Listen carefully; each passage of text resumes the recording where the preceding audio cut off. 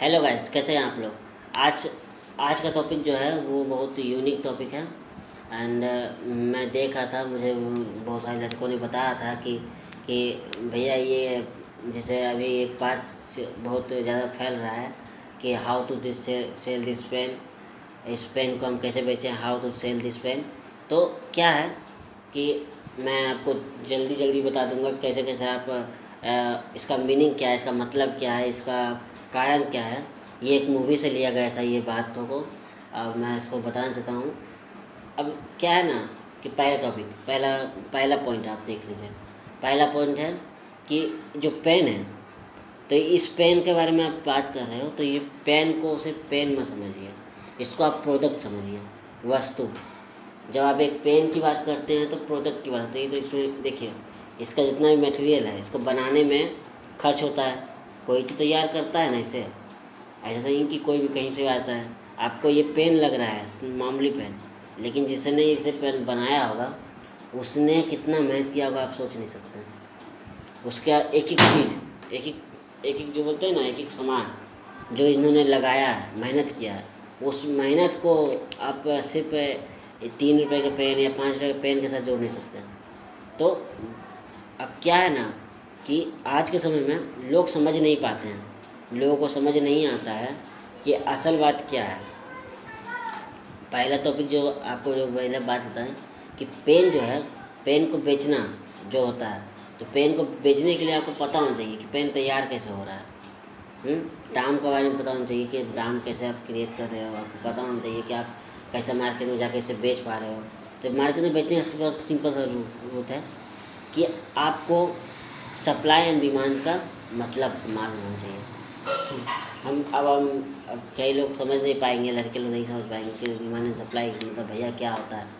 तो demand and supply का मतलब होता है कि जहाँ पर मांग होती है ना, जहाँ पर लोग खरीदना चाहते हैं, वहाँ पर अगर आपका सामान कम है, ज़्यादा लोग खरीद रहे हैं, सामान कम है, तो और नॉर्मल है कि वहाँ पर दाम बढ़ जाएगा।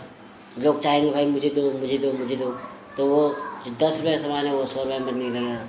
इसका छोटा सा उदाहरण देते हैं कि एक आदमी, एक दुकानदार, वो समोसा बेच रहा है। अब हुआ ये कि समोसा दुकान उसने खोला, और उसने जहाँ पर खोला वहाँ पर लोग बहुत सारे भीड़ आते हैं। तो इतना भीड़ हो गया कि वो 300 400 500 यहाँ तक 1000 1500 समोसे बनाता है, लेकिन कुछ घंटे के अंदर ख़त्म होता है। लोग तुरंत ही खरीद लेते हैं। तो उसे पता चला कि भाई मेरा समोसा तो अच्छा है, 3-4 रुपये के समोसे हैं, एक काम करते हैं, 3 रुपये का समोसा था उसको हम 6 बनाते हैं, प्रॉफिट ज़्यादा हो जाएगा। उसने करने लगा और फिर भी चल रहा, तो फिर वो दाम बढ़ा देगा, इंक्रीज़ करते जाएगा, तो क्या है, दाम भी बढ़ जाएगा। तो उसने क्या किया, माल को बढ़ाने के लिए उन्होंने पहले तो भाई ज़मीन ऐसी जगह पे खरीदा है, दुकान जहाँ पर लोग आते थे, उन्होंने वहाँ पर सामान लगाया, बिक किया। अब दूसरी बात, अब इसका मतलब ये थोड़ी ना कि अब समोसा बेचोगे। आप समोसा बेच रहे हो तो ऐसा भी नहीं है कि अब आप जितना दाम करोगे उतना बिक जाएगा।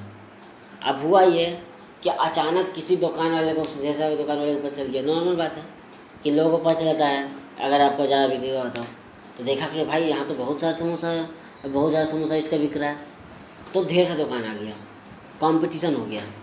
अब क्या हुआ ना कि सप्लाई ज़्यादा हो गया, सामान ज़्यादा हो गया, डिमांड कम हो गया, लोग खरीदने आने बंद कर दिए। तो जो पहले जो 6 रुपये में बेचना शुरू किया था, वो फिर से 3 कर दिया। अब फिर नहीं बिकेगा ना तो वो 2 भी कर देगा, क्योंकि उसके पास ऑप्शन नहीं है। समझे ना बात को। ये क्या है ना, ये डिमांड एंड सप्लाई के साथ चलता है। आप जब अपने एक पेन को बेचने की बात करते हैं तो आपको पता होना चाहिए कि कहाँ पर बेचोगे। समझे ना। आपको पता होना चाहिए कि आप स्कूल में बेचने जा रहे हो। स्कूल में बेचोगे तो नॉर्मल वे है कि आपको लोग खरीदेंगे, क्योंकि वहाँ ज़रूरत होता है, बच्चे लोग खरीदने जाते हैं, क्योंकि पेन ख़त्म होता है, लिखता है, ख़त्म होता है।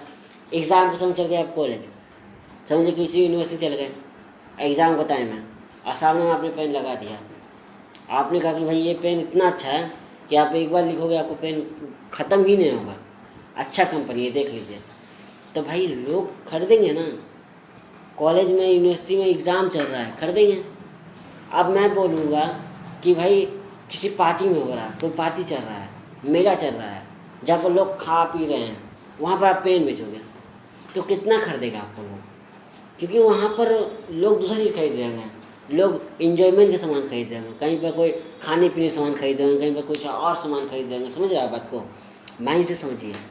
आप यहाँ पर सोचिए, देखिए इकोनॉमिक्स में जब आप 11th में जाओगे तो इकोनॉमिक्स में आपको मदद मिलेगी ये चीज़ों से कि किस तरह से फार्म की बात हो, वहाँ पर फार्म कहा जाता है, वहाँ पर आपको इकोनॉमिक्सली बातों में फार्म कहा जाएगा, वस्तु नहीं कहा जाएगा, पेन नहीं कहा जाएगा, समोसे नहीं खाए जाएंगे। मेरे वीडियो का आप देख लोगे तो आपको फार्म का पूरा नॉलेज मिल जाएगा। आप इसके पढ़ के आप 11th 12 में आप इतना नंबर गैदर कर सकते हैं इकोनॉमिक्स में कि आप सोच भी नहीं सकते। इकोनॉमिक्स में आपको कुछ भी नहीं करना है, नॉर्मल वे में। तो गाइस क्या है ना कि वीडियो बहुत लंबा नहीं चाहते थे, सिर्फ सिंपल सा बता जाते थे कि पेन का बेचने का सप्लाई है, थी रूट है, वो चलता रहता है, इस डिमांड एंड सप्लाई से चलता है। इसे आप सिंपल से समझ लीजिएगा। ठीक है गाइस, रखते हैं। कमेंट सब्सक्राइब कर दीजिएगा प्लीज़। हमारा वीडियो नहीं चल रहा है, सब्सक्राइब करें, लाइक करेंगे तो मेरा वीडियो चलता रहेगा। और हम आपसे वादा करते हैं कि आपका नंबर लाने में हम बहुत मदद करेंगे। हर तरह की किसी तरह की कमेंट्स हो, क्वेश्चन हो इकोनॉमिक्स से रिलेटेड, हम आपको जवाब देंगे। Okay guys, bye.